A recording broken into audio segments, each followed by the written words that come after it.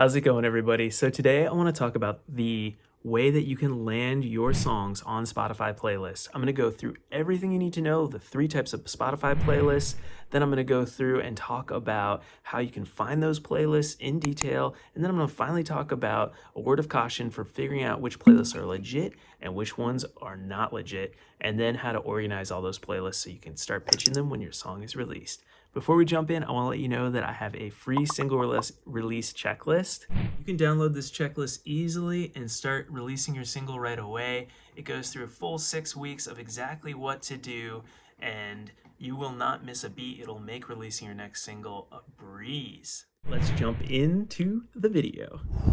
Let's talk about the 3 types of Spotify playlists. Number 1 are Spotify curated playlists. Type of playlists that everybody wants to get on. Yeah, they're the ones that say by Spotify when you go on. You right here that this indie folk mix right here by Spotify, that's by Spotify. Yeah, we don't really want to reach out to those.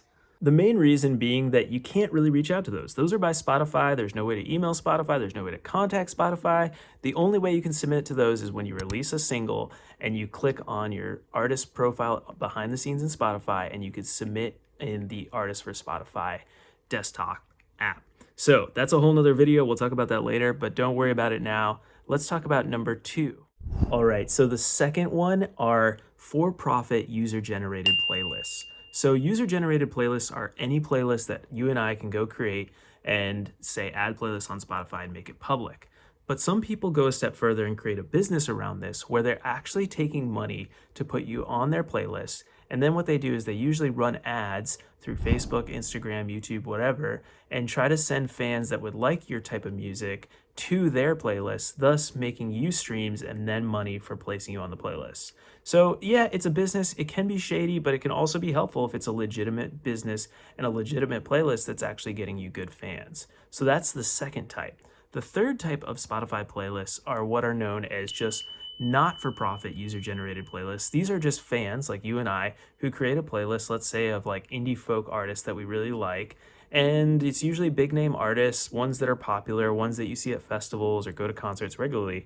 It's not usually up and coming artists who are like trying to grow their stream base on Spotify. So you can reach out to these type of playlists, but the chances are the people who create them are going to be really hard to contact because they just have some username that doesn't make any sense, and they don't publicly post their information. Whereas the second type, the for-profit companies, are gladly posting their user information. And a lot of times it goes to Submit Hub, where you can pay to pitch your song to the player. So how do you do this, you ask? Well, let's dive in and actually do it right now. So in your playlist, you type in something like indie folk or country or whatever your genre is, hardcore rap, whatever it is, then you click on playlists. And you can start to find a bunch of playlists here. And, it just goes on and on and on. Remember, we're going to skip over the Spotify ones, and let's just go to, let's say, Indie Folk 2022. This looks promising. We can see that Indie Folk and Radio is there. They have 22,000 likes, which is great. 100 songs, that's cool because it's not so many songs. The next thing we want to do is see if people on this playlist have been placed recently. Yep, they've been added recently. That's a good sign. So they're constantly updating this. Now let's see if there's some indie artists on here. They got 4,000 monthly listeners. That's a good sign. So they're not like hundreds of thousands of listeners, and they're not huge artists. So let's go back and we'll see. I think this one is called I Cut My Hair is what's on their playlist. We notice that it's got 16,000 plays. That's pretty good. So a lot of that could have come from this playlist. Now let's go down and see where those streams are coming from. We're going to hit About, and we're going to look here, and you can see that this is the only caveat. Sao Paulo, Brazil is where he's getting most of his listeners from.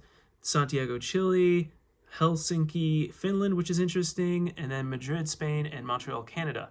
So the only problem here is that most of his listeners are coming from Sao Paulo, Brazil.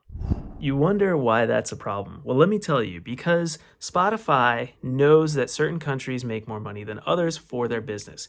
The United States, Europe, high gross domestic product countries will make Spotify more money. Thus, they give you more money per stream. Plus, those type of people are more likely to be true music fans, not click farms or click bots from lower GDP countries, which are likely to have click farms. So all this said, if you start seeing that you're getting a lot of plays from places like Brazil, Argentina, Chile, Places like India, the Philippines, Indonesia. Love these countries, but unfortunately, it just means you might be getting some lower quality clicks and streams to your music, which is going to lead to problems down the road for you where you don't actually have real fans. You just have these click farms, and you got on playlists where they were doing cheap ads and running them to click farms and things like that.